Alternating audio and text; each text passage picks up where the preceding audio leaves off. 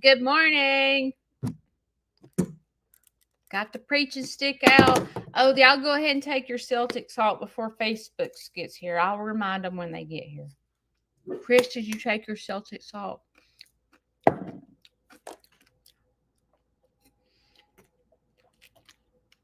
It takes Facebook a minute to get here.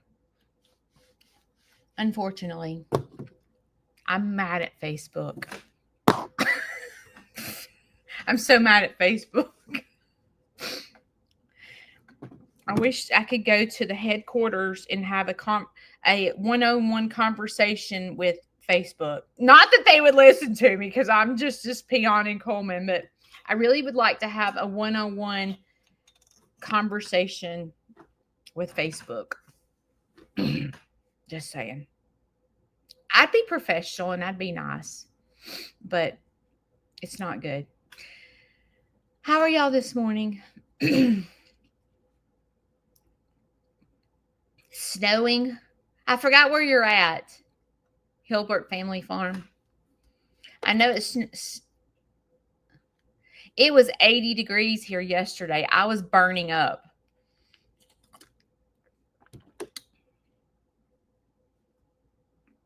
Where is Facebook? Does Facebook not allow me on here anymore? Have I been banned from Facebook and I don't know it? Hang on, I better go look. There's not one person on here from Facebook.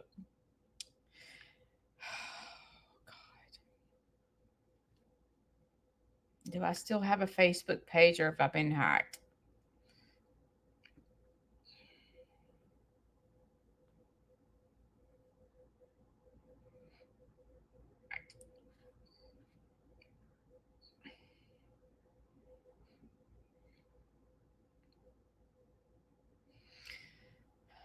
Do y'all see anybody from Facebook? Oh, YouTube can't see it.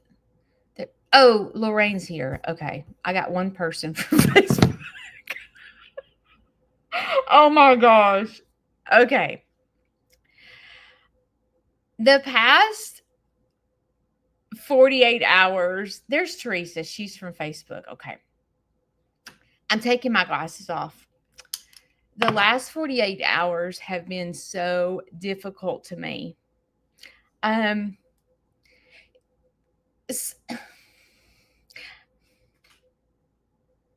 Scouts honor, I'm not going to cry. Give me a minute. God is shutting the door left and right in my life. Gosh, come on, Judy, get it together. He's closing friendships. He's closed my farm. A lot has happened, and I can't really talk about it, and that's what's so difficult because I have to sit here and shut up. And sometimes when you're emotional and I don't know, when things happen and friendships close and all these things, what do you do? And I can remember in Al-Anon, they would say, do the next right thing. Okay, all this chaos is happening. What do I need to do? I have so many eyes on me that I know that I need to make right decisions. And the right decision for me is to trust that these doors are closing for a reason. I don't know the reason. I have no clue why all these doors are shutting. And it feels very scary. It does. But I believe that in the months coming, there's going to be a testimony that I'm able to share with y'all. So this is what I decided to do. In this storm that I'm in, I'm going to journal. So I decided that today I'm going to go buy a really pretty journal and I'm going to start journaling what's happening to me because it is total chaos. And so I think that if I journal and just say my feelings, when I'm able to share with y'all the testimony on how God has been changing my life, I think that this will glorify Him and we will see the goodness in all that's happening. Because right now, I can't see any good. I know there's good out there, but I can't see in this storm. I'm like, it's like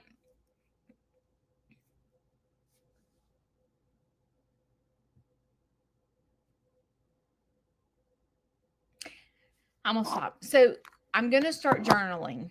That's what I decided to do so that I don't forget everything that's happening when I'm able to share my testimony with y'all. Let's put it that way. Okay. Also, I learned in counseling, Al Anon, that when your mind is like this, and it's negative, negative Nancy, and you're on the struggle bus, what do? You talk about something else. And that is called distraction.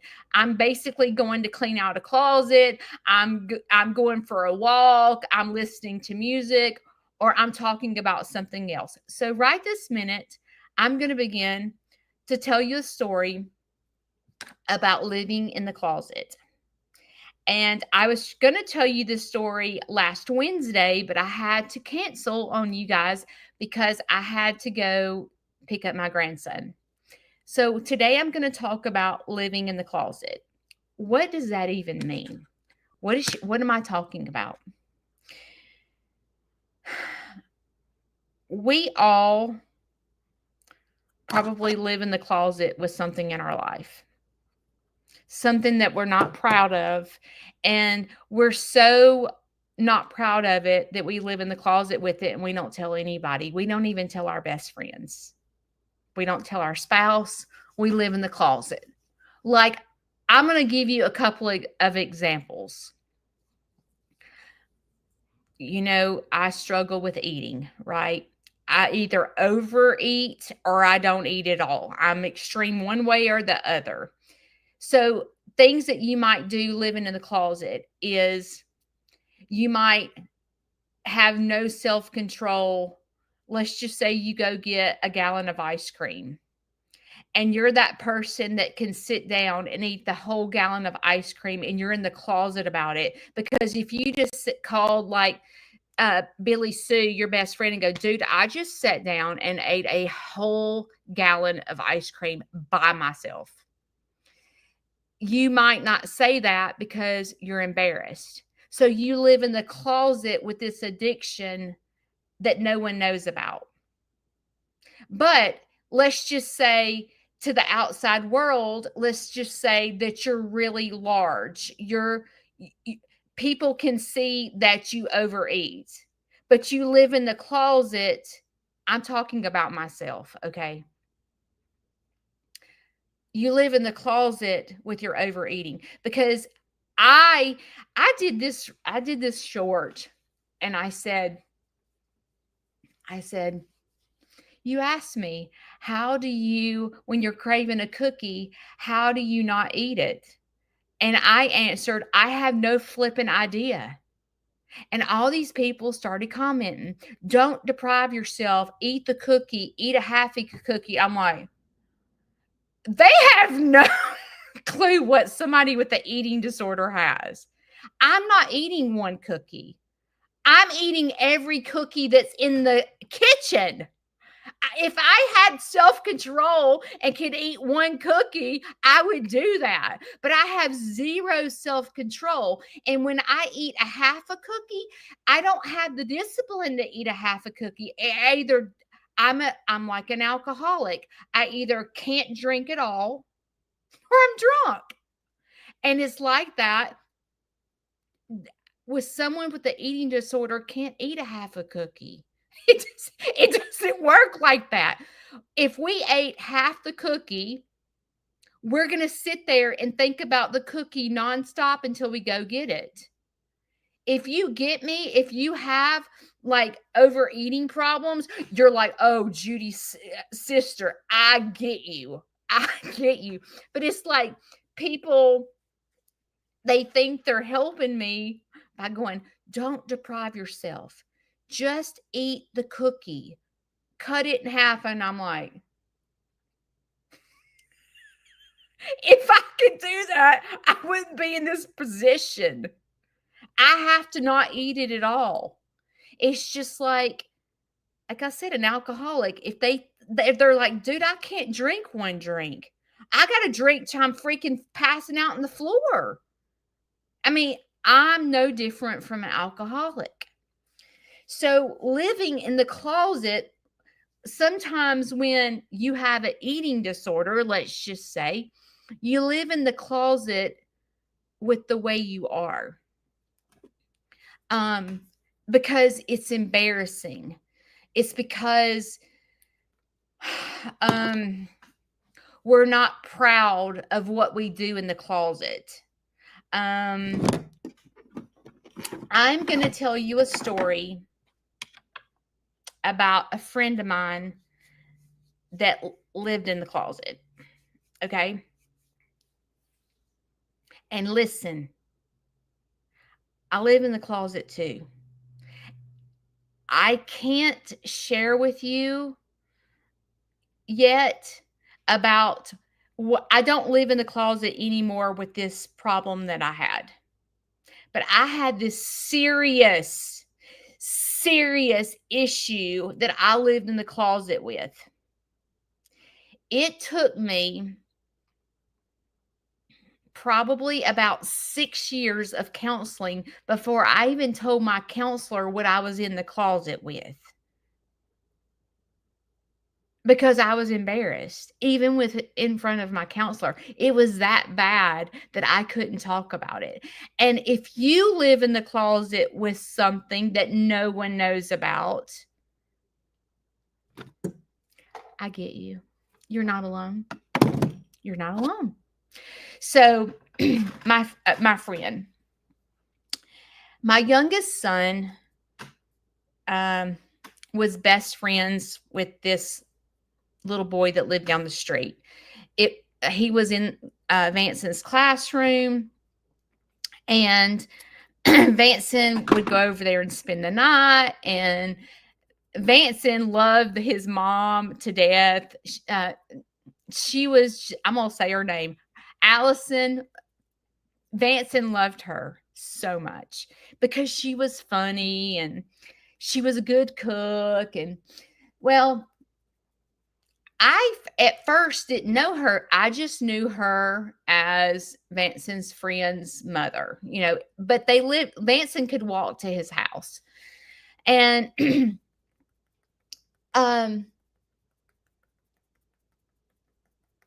I started to get to know her because our kids were best friends. And so she had teeth problems. She would have an abscessed tooth all the time. So from time to time, she would message me because let's just say she knew I had surgery or something. And she would message me and go, Judy, I have an abscess and I can't, let's just say it was a Friday afternoon. She's like, Judy, I have an abscess on my tooth and I cannot get to the doctor. And do you have anything, a pain pill or anything that you can give me to get me through until Monday? Yes, I think I almost said Shane. Robbie had surgery, which was my husband. Let me go give you a pain pill. And I would take her the medicine. It started off that way. And then she would go to the doctor Monday and she would have an abscess and they would help her. And she's like, thank you so much for getting me through the weekend. I went to the doctor. I have an abscess and oh my gosh, I've got to go get my tooth pulled, blah, blah, blah. No problem at all. It started happening a lot. Judy, I have anxiety through the roof. Um, her husband was in the service. Her husband would get deployed, and she was left with her son. And she would message me and say, "Hey, my anxiety is through the roof. I am over here by myself and I like can't get it. Do you have anything for anxiety?" And I would have like I have like backup medicine in case I get really, really bad with anxiety. My doctor prescribes me a prescription and I take it as needed. And I said, "Yeah, I have I can't let's just say Clonopin. I have a Clonopin. I'll give it to you." And I would take it to her. Until this just kept happening and kept happening and kept happening. Well,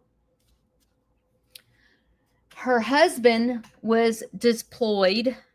I don't remember where. I'm just going to say Afghanistan. And he was gone for a minute. So she was, left with her son by herself. And she didn't work. And her son turned 15 years old. And it got to be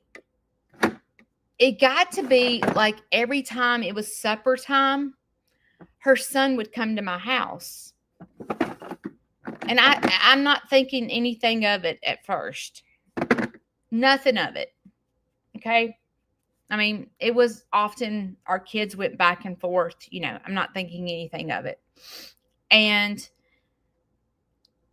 until every single night, her son was at my house eating supper.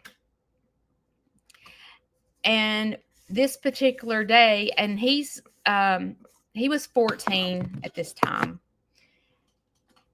And one day he said, "Judy, my mom is not feeding me. And my mom is sleeping all the time." And I'm like, "What the crap?" I was like, "Well, I knew you were eating supper with us a lot." I said, "You can eat with us every night." Well, it was his birthday and he turned 15. No, he was 15 turning 6. No, he was 14 turning 15. I think. And the little boy was so upset because his mother wasn't taking him to get his permit. And when you turn 15 years old, you're like, every kid is like, "Oh my gosh, I'm ready to drive. Let me go get my permit." Like on your birthday, you're at the DMV getting your permit, right? Well, this little boy was just like, it had been, I'm going to say, a week after his birthday, and mama wasn't taking him to get his get his permit. I called her on the phone and I said, "Hey, do you mind if I take Joshua to get his permit?" And she started crying. She said, "Judy, my anxiety is so bad that I can't leave my house." So at this point, I go share with her my testimony of having anxiety and depression and so forth. And I was not well at this point, meaning I didn't break things down. I'm sitting on the couch depressed myself. Now, I could get out of the house and all that stuff. I was still, functioning, going to work every day and all that stuff. But I went and sat down with her and I said, "I get you." I was like, "I'm going to take Joshua to get his permit." So Joshua came over that day, and at the supper table, I said, "Guess what, Joshua?" And he said, "What?" I said, "In the morning, you're not going to school. I'm taking you to get your permit." And he was so excited. Oh my gosh. He was like ripped up excited. And I was thinking, "Oh gosh, I hope he passed." So I got him to download the little DMV app so we could start studying to make sure that he passed the test. And I think, if I remember correctly, I think Vanson was studying for his too, because they were in the same grade and they were studying at DMV together. And so, anyway, so I took him that day and he passed. And I took pictures of him. I was so proud of him. And he was just ripped up excited. And then the next day, he said, Mama won't take me driving. I'm like, God dang, get out of the house and take your kid driving. Like, what the heck? And so I called her on the phone. I said, hey, do you care if I take Joshua to the school parking lot and kind of work with him on driving? She's crying and she's like, Judy, thank you so much for stepping in. I'm very depressed. Jeff hasn't been home in 3 months, and I'm just having a hard time. And yes, take him to the school. So I take him to the school, and I teach him to drive.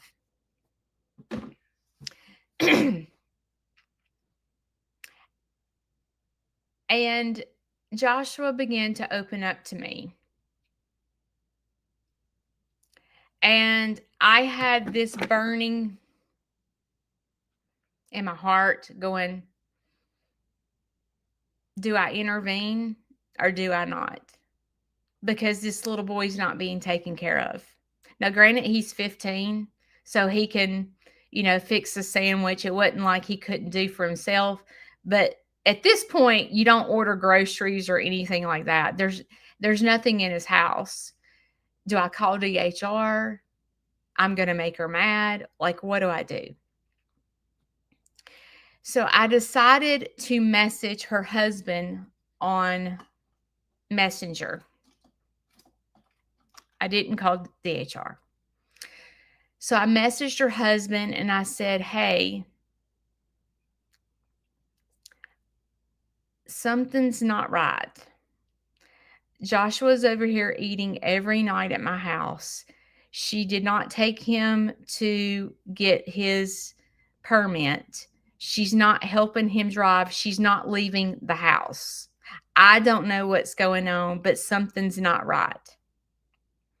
Well, shortly after that, he calls me from Afghanistan.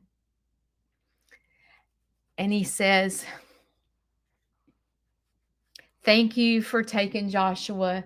Thank you for feeding him. This is really hard on me because I'm in Afghanistan fighting for our country and my wife is home. Judy, she's an alcoholic. I went, oh. And she lives in the closet with her addiction. Well, when I would see her, I never saw her drunk. I saw her crying all the time and I saw her depressed all the time, but I did not see alcoholism because she lived in the closet with this addiction. And so I said, what do I do? I don't know what to do. He's like, if you can just help me until I get home. So I would pick up Joshua because Joshua sometimes was not going to school. So I began to pick up Joshua, take him to school, pick him up, bring him home, feed him. I began to be almost like Joshua's mother. Well, Jeff got home from Afghanistan, and I'll just tell you, crap hit the fan at their house because he came home mad. He came home going, get your crap straight. You have neglected our son. Get your crap straight. So, and he told her that he told me that she's an alcoholic. So she called me crying. I'm sorry. I, I'm sorry. Thank you for what you did. Um, I'm embarrassed about, alcoholism. That's why I never told you about it. And come to find out, it wasn't just alcohol, it was drugs. And here I am, think I don't know, and I'm giving her a pain pill because she has an abscessed tooth, not realizing what's going on. I think that I'm helping her. Um, and I said, "What can I do to help you?" She said, "Will you take me to the doctor? I don't want Jeff taking me to the doctor." Yes. So her and we went to the doctor, and she was very, very, very, very thin, like anorexic thin. Okay. The doctor took blood work. They talked to her about her weight, her health. She did not tell the doctor she was an alcoholic or anything like that. She stayed in the closet. I'm not saying a word because she's not ready to open up about her addiction. So me and her never talked about it. And I never brought it up because I didn't want to embarrass her. And I thought, as a friend, if she wants to talk to me about it, she will. She knows I know. I'm just going to keep it. So all we would talk about is her depression. She put the label as she was depressed.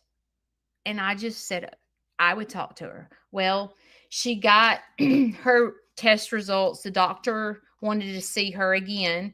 So she called me back and she said, "Will you go back to the doctor with me? I don't want my husband going." Sure. I went to the doctor with her, and her labs were bad. To make a long story short, I went with her to every doctor's appointment as she found out she had cirrhosis of the liver. She did not want her husband to know she had cirrhosis of the liver. So she lived in the closet with this diagnosis. And it put a lot of pressure on me because I was the only person that knew she had this disease. I guess you call it a disease. Well, her and I never talked about her alcoholism at all, even though I knew she was an alcoholic and I knew she now has cirrhosis of the liver. Well, one day, and what would end up happening is almost like I was in the middle of their marriage, because when she would binge drink, he would call me crying, upset. He would kick her out of the house. She would call me, "Jeff's kicked me out of the house," but she never told me why. And it was very difficult on me to be in the middle of chaos. Um, so I began to try to start separating myself because it was very toxic to me. So it got to the point where I wouldn't let Vanson go over there. I would say, "Why don't y'all spend the night here?" Um, Joshua turned 16 and his dad was home to take him to get his license. So, to make a long story short,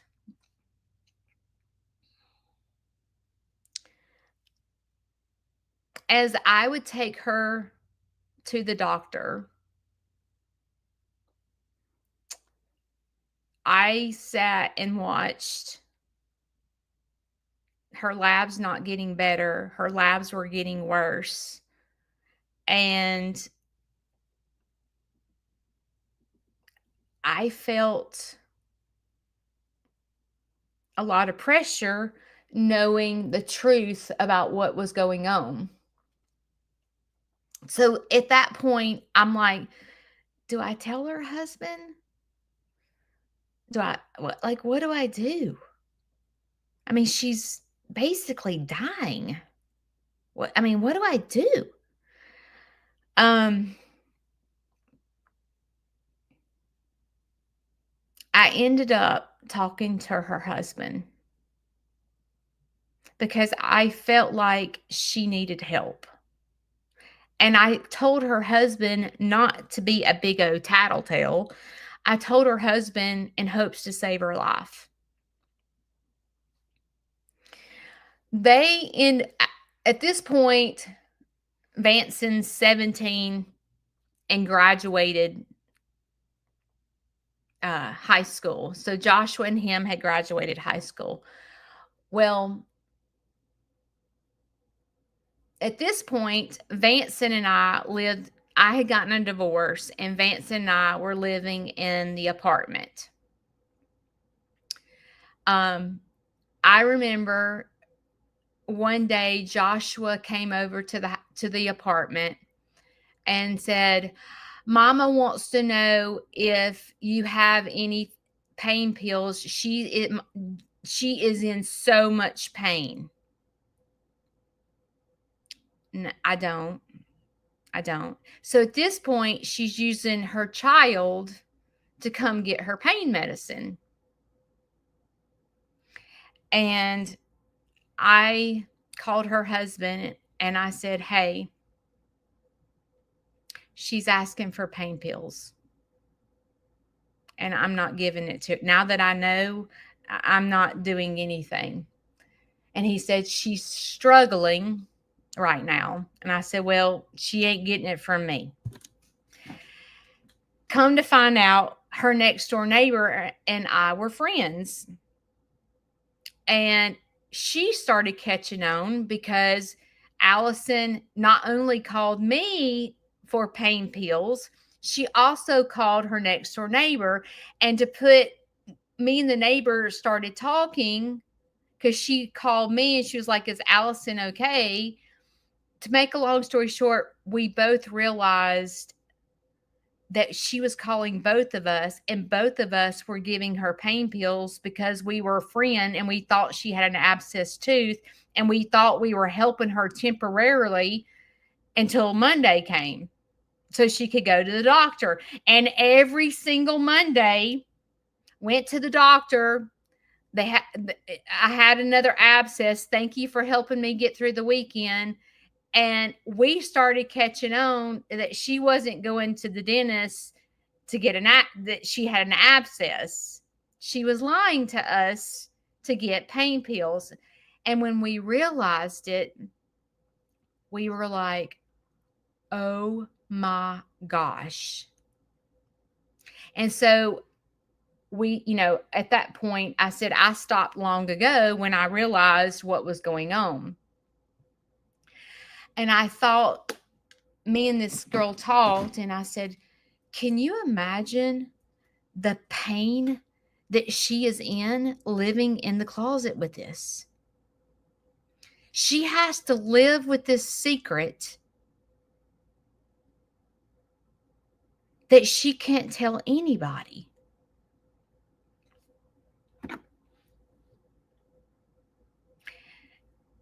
Now that this is years ago, I mean, my son now is 26 years old. I think my son will be 27 this year. So this was back when Vanson was 18. So it's almost 10 years ago.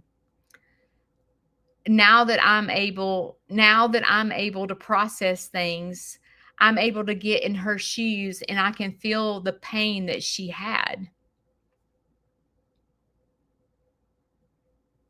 Because I was like, Judy, what do you live in the closet in? What do you do that you wouldn't tell a soul?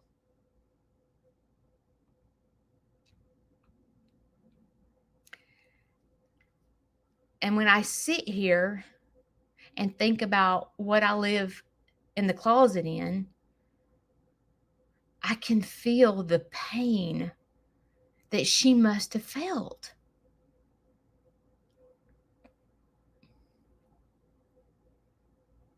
If you stop right now and think about, God, I got to do Scouts Honor again. Hang on. Scouts Honor. I'm not going to cry. Scouts Honor. If you stop right now and get into Allison's shoes, get it, and and I, what you live in the closet with may not be alcohol and drugs. It might be eating the cookies like me. I don't know what it is. It might be that you're having an affair behind your spouse's back. I don't know. You're living in the closet with something. I think we all do. I think it's just part of being a human being to go, I'm ashamed of this. I can't talk about it. It sucks. I don't know how to fix it. I don't know how. Let's say it's an affair. Okay, I'm in this affair. I'm train wrecking my family. I don't know how to stop. I'm in love with this man. I don't know how to stop. My husband's a POS and I don't know what to do. And I can't tell anybody that I'm having an affair because I'm embarrassed about it. Let's just say, I want you to stop and I want you to feel Allison's pain. I'm just going to be quiet a minute. I can't even put on makeup because I cried.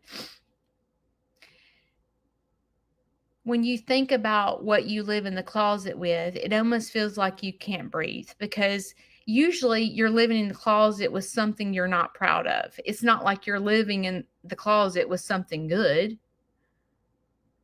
because we tell people the good. Speaking of the good, guess what? Toyota called my lawyer and we are getting the car back. See, I tell you the good. But we tell people the good. We don't talk about the things that we're in the closet with because we're ashamed of it.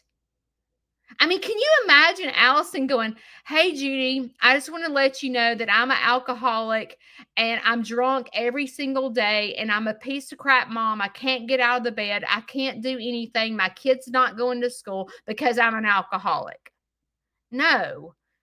Oh, she's not going to do that because she's ashamed of the way she's living.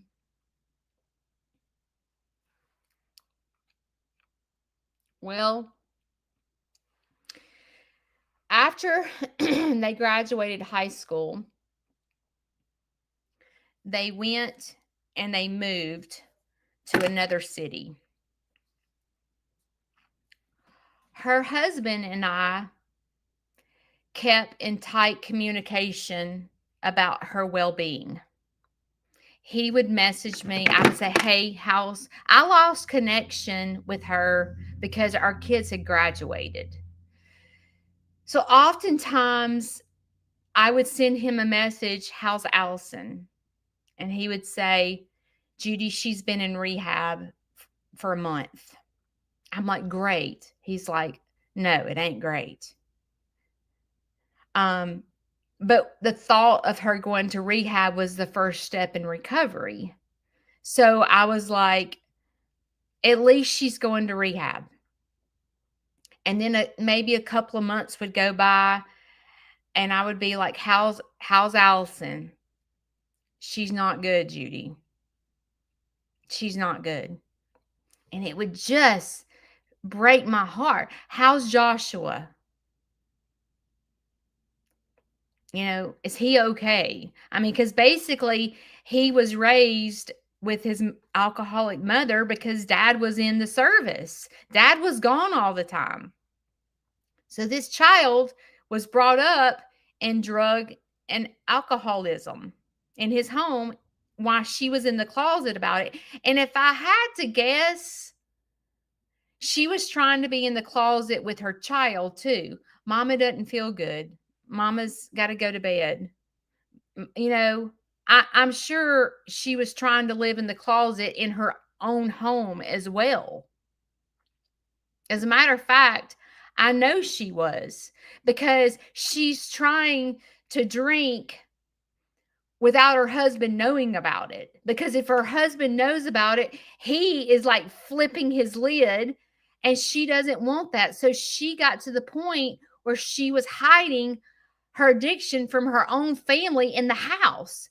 And I'm going to tell you, when I was in the closet with my stuff, I was doing the same thing.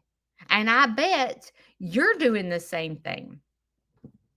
You're trying to live in a house with children and a spouse, pretending like nothing is going on with what you live in the closet with. Like, let's just say it's sugar addiction, okay? You're not going to eat the whole pan of cookies with your spouse standing there.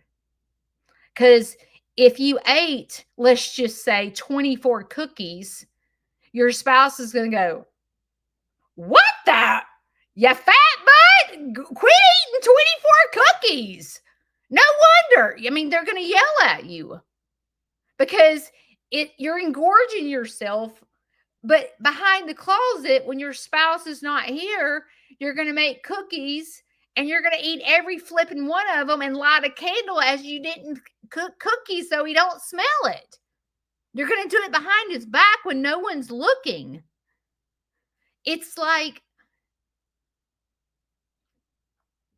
it's a tough place to be in, because I remember when I was caught up with what I had going on and I was in the closet, I lived with a husband and 2 children.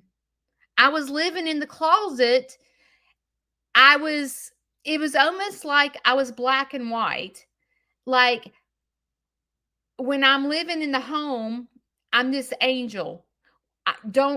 We don't, stupid is a bad word. I was like a very strict mom. Okay. I was. I was a fun mom, but when it came to drinking, smoking, alcoholism, cussing, I flipped my lid. I do it to this day. So I was a very strict mom about, you are who you hang out with, trash in, trash out. I used to tell my kids that all the time. If you hang out with trash, you're going to become trash. Hang out with people that you want to be like. But in the closet, there was this dark side that no one knew about. And when everyone was gone, the dark side came out in me that I couldn't talk about to my friends, to my family, to my counselor. Literally, the only person that knew what was happening in the closet was,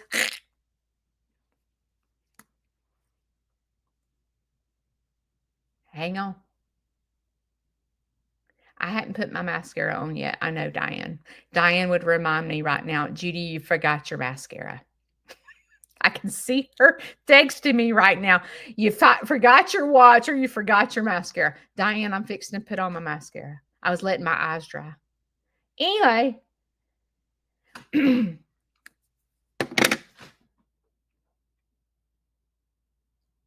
when I was in the closet, when I think of Allison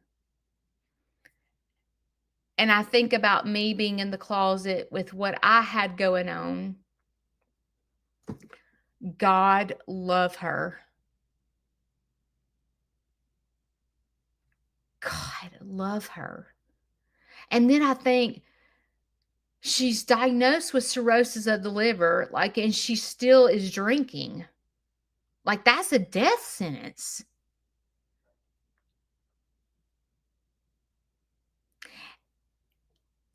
What made me get out of the closet? Well, I was lucky.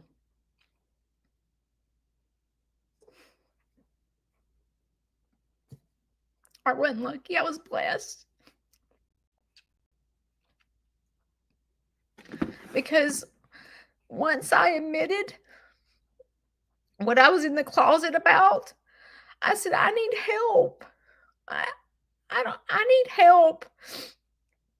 I don't know how to stop.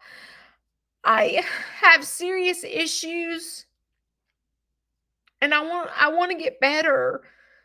I don't want to live in the closet anymore. I don't. Unfortunately, Allison didn't get that chance.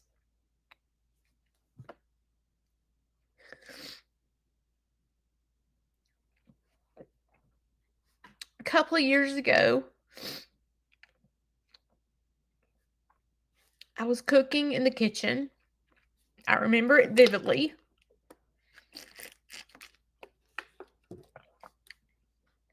And Joshua called me on the phone and he said, Miss Judy, I need to tell you something. And I said, please don't tell me that. Please, please do not tell me. He's like, Mama's died. And I was like, oh my gosh. She died living in the closet.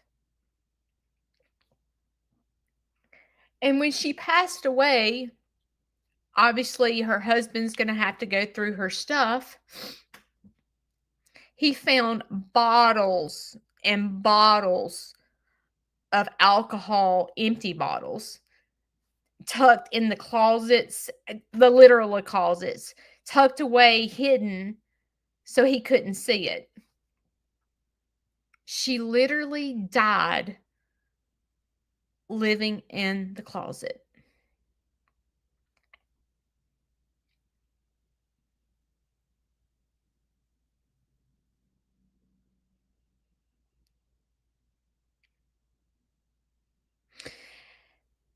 Her husband asked me to speak at her funeral.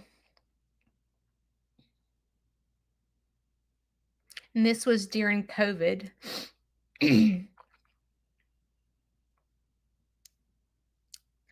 And, I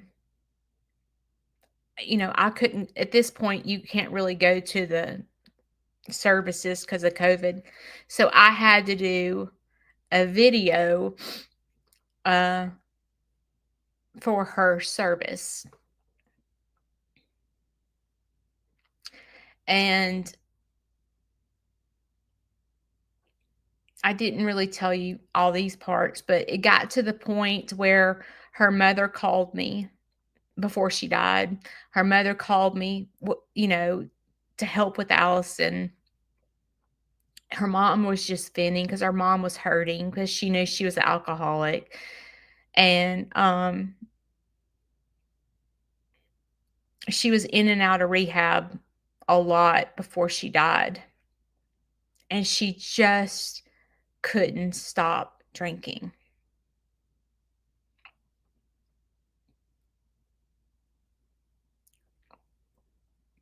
So I was thinking, I was trying to find the right words to say at the funeral that would comfort the family. So instead of talking about Allison being an alcoholic,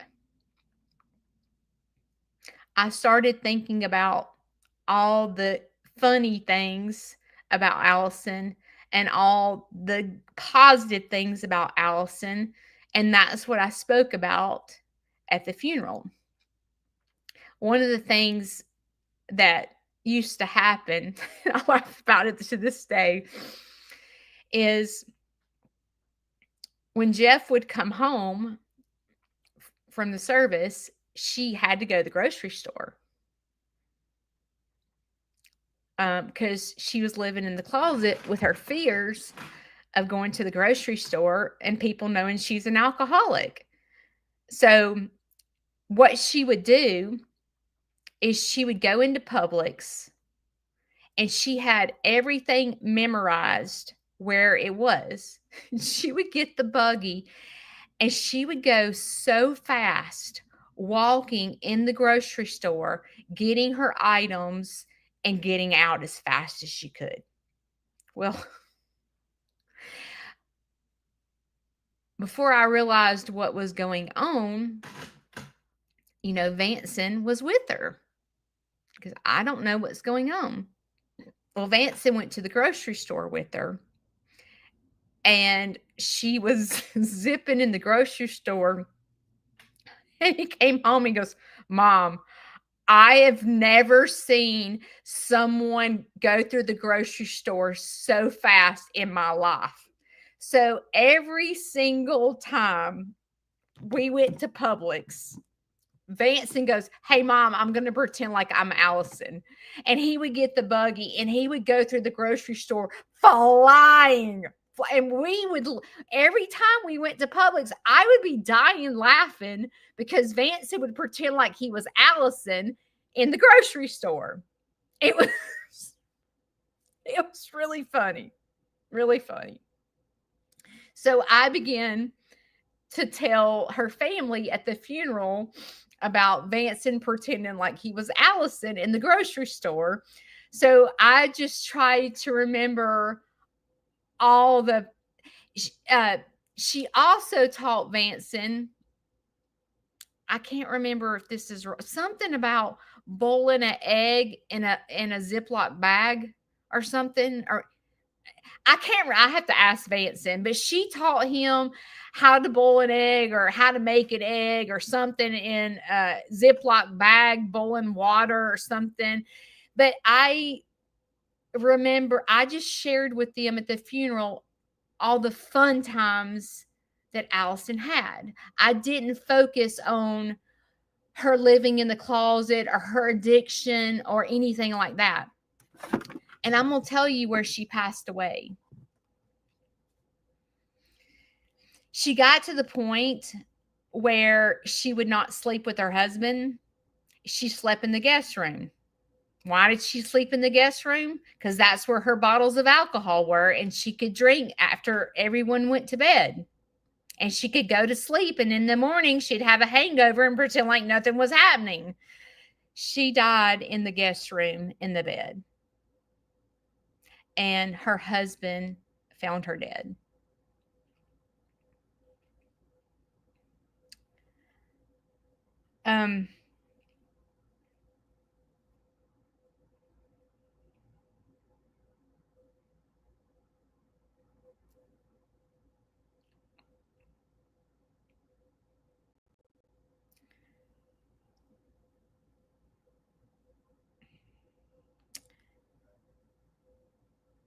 You would think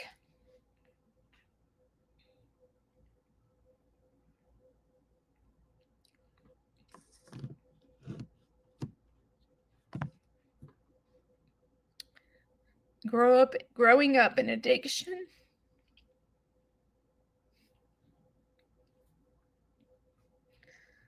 that people wouldn't do that.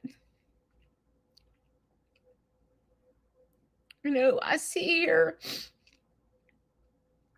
and I talk about I lost my father from smoking. I'm losing my stepdad from smoking. Well, you would think my children, would not smoke. They've watched two grandfathers. I mean, Larry's on oxygen, can't even hardly walk to the bathroom without gasping for breath. They watched my dad suffer and die. So you would think that my children would be like me and stay away from smoking.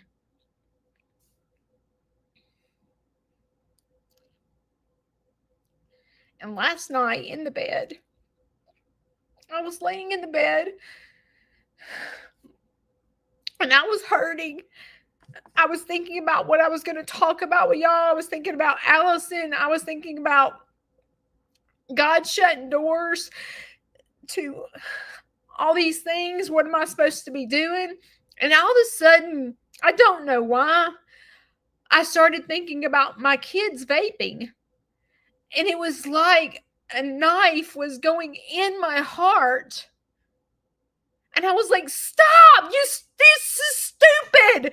Stop vaping! Are you dumb? I want to just smack them.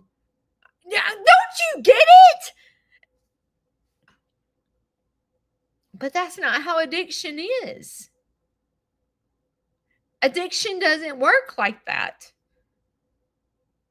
I could tell you all day long. My dad is freaking in the bed, and he's going to spend the rest of his life sitting in a room on oxygen from smoking daggum cigarettes.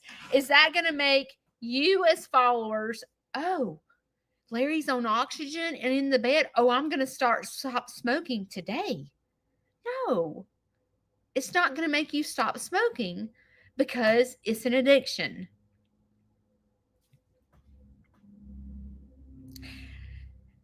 And unfortunately, Joshua has followed in his mother's footsteps.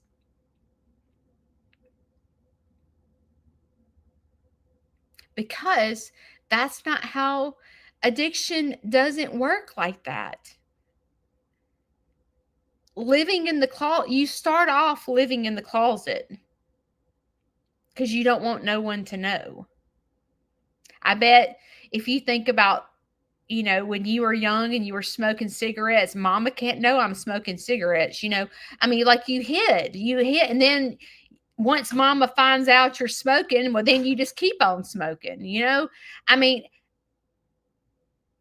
addiction doesn't work with living in the household with someone with addiction and watching your mother die in your house. Addiction doesn't work that way. I wished it did. I wished it, you physically seeing your mom dead in the bed from cirrhosis of the liver. I wish it would trigger and go, oh, well, I'm not going to suffer with addiction. But addiction doesn't work that way. That's why I tell you, all these people that get in a fight, it's a choice. It's not a choice. I'll tell you what, I believe it says choice in the beginning. But addiction, when you have that addiction gene, it's no longer a choice. The cigarette now has you. You didn't choose to smoke the cigarette. The cigarette automatically has you. When you have the cup of coffee in the morning, the cigarette's going here because it's an addiction.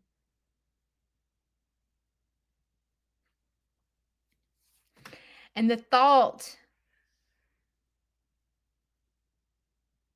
and when I sit here and look on the computer and see mugshots of this little boy that I took to get his driver's license,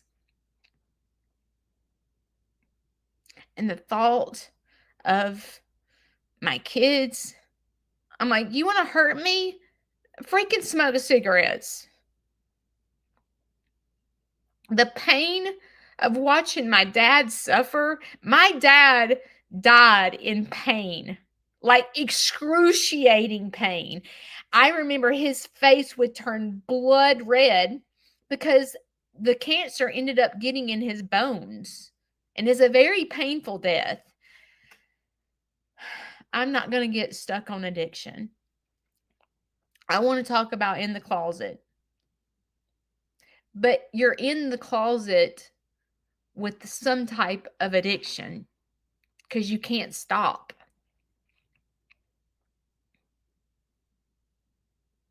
How do you get out of the closet? Well, everyone that is right here watching is alive. So we have the choice to stop being in the closet.